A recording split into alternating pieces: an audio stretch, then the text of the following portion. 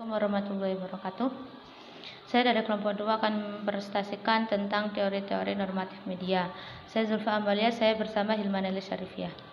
Dari dimensi sejarah, pertumbuhan dan perkembangan pers dunia, maka kita akan mengenal beberapa macam teori dan konsep dasar tentang pers, yang masing-masing mencerminkan sistem sosial dan sistem politik di mana pers itu berkembang. Dalam Four Theories of the Pers membedakan teori pers ke dalam teori pers otoriter, teori pers liberal, teori pers komunis, teori pers tanggung jawab sosial. Kemudian MC Coel menambahkan lagi dengan dua teori normatif pers, yaitu teori pers pembangunan dan teori pers demokratik partisipan. Pers otoriter. Teori otoriter lahir pada abad ke-15 sampai ke-16 pada masa bentuk pemerintahan bersifat otoriter, kerajaan absolut.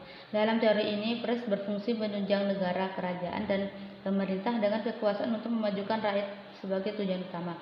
Oleh karena itu, pemerintah langsung menguasai dan mengawasi kegiatan pers. Akibatnya, sistem pers sepenuhnya berada di bawah pengawasan pemerintah. Kebebasan pers sangat bergantung pada kekuasaan raja dan yang mempunyai kekuasaan mutlak. Dalam sistem ini, manusia adalah bagian dari masyarakat. Manusia baru dapat berarti kalau ia hidup dalam kelompok. Sebagai individu, kegiatannya sangat terbatas. Kelompok lebih penting dari individu. Masyarakat tercermin dalam organisasi-organisasi, dan yang terpenting adalah negara. Negara disebut sebagai tujuan akhir dari proses organisasi masyarakat. Negara adalah pusat segala kegiatan.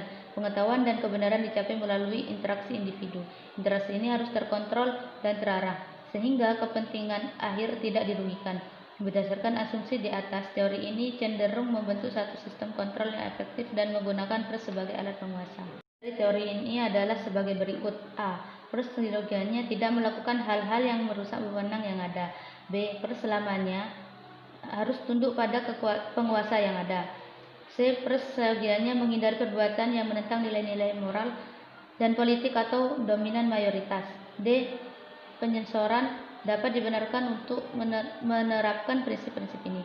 D. Kecaman yang tidak dapat diterima dalam penguasa, penyimpangan dari kebijakan resmi, atau perbuatan yang menentang kode moral dipandang sebagai perbuatan pidana.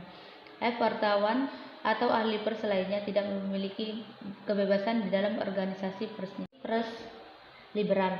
Sistem pers liberal berkembang pada abad 17 dan ke-18 sebagai akibat timbulnya revolusi industri dan perubahan besar dalam pemikiran-pemikiran masyarakat di barat pada waktu itu yang dikenal sebagai abad Aufklärung, abad pencerahan.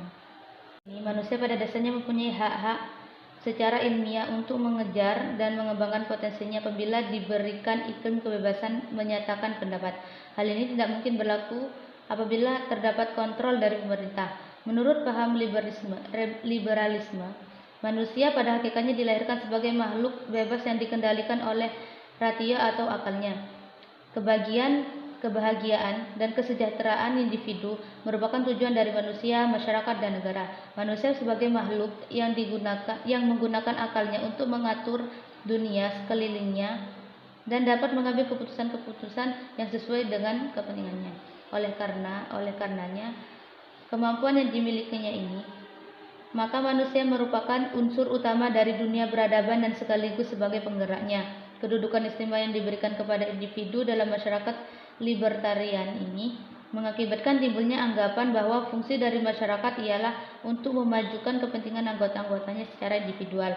Mengenai hakikat kebenaran dan pengetahuan, paham liberal memandang sebagai tidak berasal dari kelompok kecil orang-orang yang berkuasa atau merupakan monopoli mereka, akan tetapi harus ditemukan sendiri oleh manusia dengan kemanfaatan akalnya.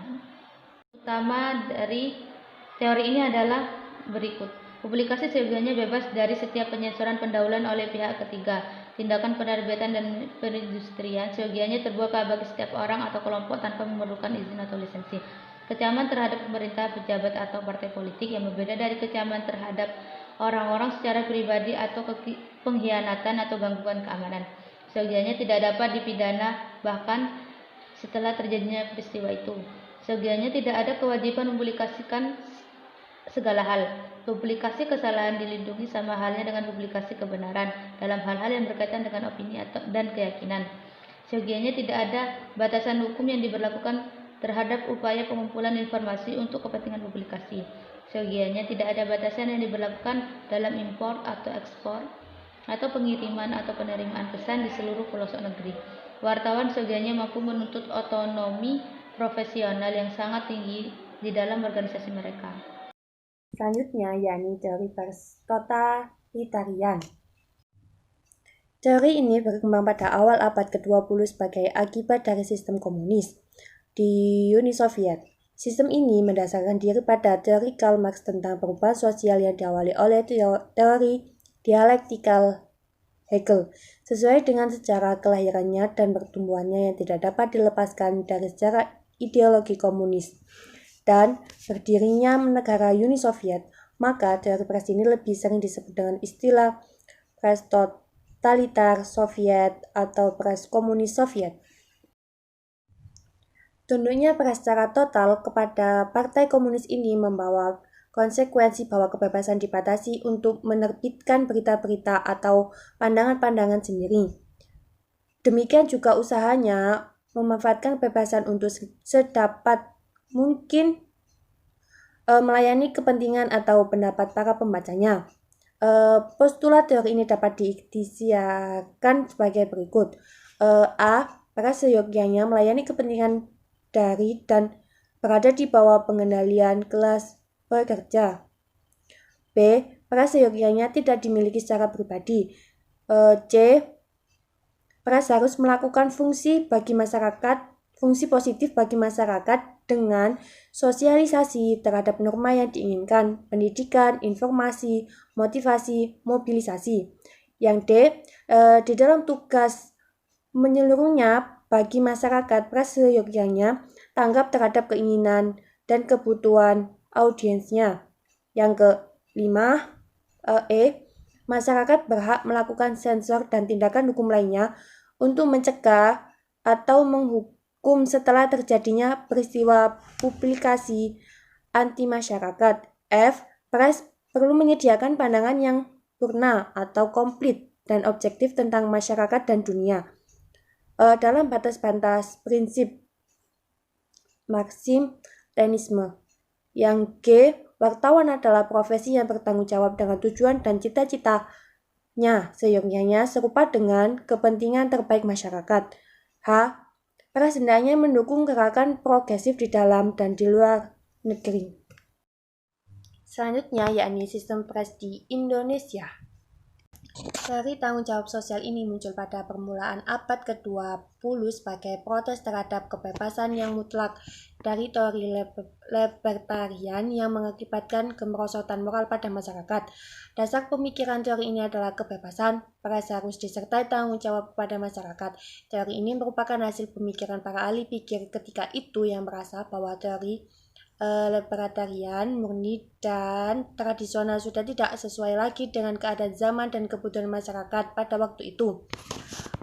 Teori ini sering dianggap sebagai bentuk revisi terhadap teori-teori sebelumnya yang menganggap bahwa tanggung jawab pers terhadap masyarakat sangat kurang. Hal ini ingin ditekankan sebagai orientasi yang utama dari pers. Penekanan tanggung jawab moral kepada masyarakat dengan usaha untuk menghindari kemungkinan terjadinya keadaan yang membahayakan kesejahteraan umum. Teori ini berasal dari sebagian besar laporan Komis Hutchins yang diterbitkan pada tahun 1947. Dari laporan ini dikembangkan pendapat betapa pentingnya peran pers dalam masyarakat modern seperti sekarang ini, menekankan pada keharusan akan adanya tanggung jawab sosial dari setiap pers komunikasi. Prinsip utama dari tanggung jawab sosial adalah sebagai berikut. A. Pers seyogianya menerima dan memenuhi kewajiban tertentu kepada masyarakat. B. Kewajiban tersebut terutama dipenuhi dengan menetapkan standar yang tinggi atau profesional tentang keinformasian, kebenaran, ketepatan, objektivitas, dan keseimbangan. C. Dalam menerima dan menerapkan kewajiban tersebut, pers seyogianya dapat mengatur diri sendiri di dalam kerangka hukum dan lembaga yang ada. D.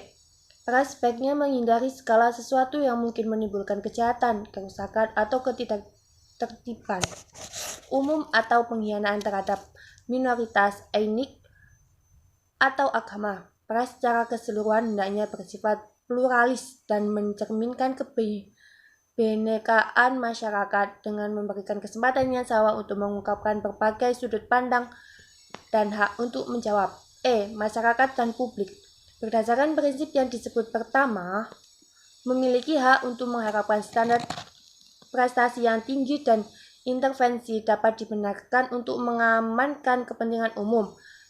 Wartawan dan pers profesional seyogyanya bertanggung jawab terhadap masyarakat dan juga kepada majikan serta pasar. Selanjutnya yakni sistem pers di Indonesia. Sistem pers Indonesia adalah sistem pers Pancasila.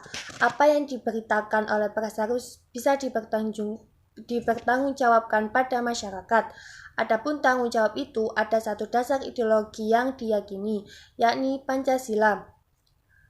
Sistem pers Indonesia mendekati teori tanggung jawab sosial, akan tetapi sistem pers Indonesia tidak identik dengan teori tanggung jawab sosial. Sistem pers Indonesia memiliki kekhasan karena ideologi dan falsafah negara Indonesia, yakni Pancasila dan budaya masyarakat Indonesia yang khas pula.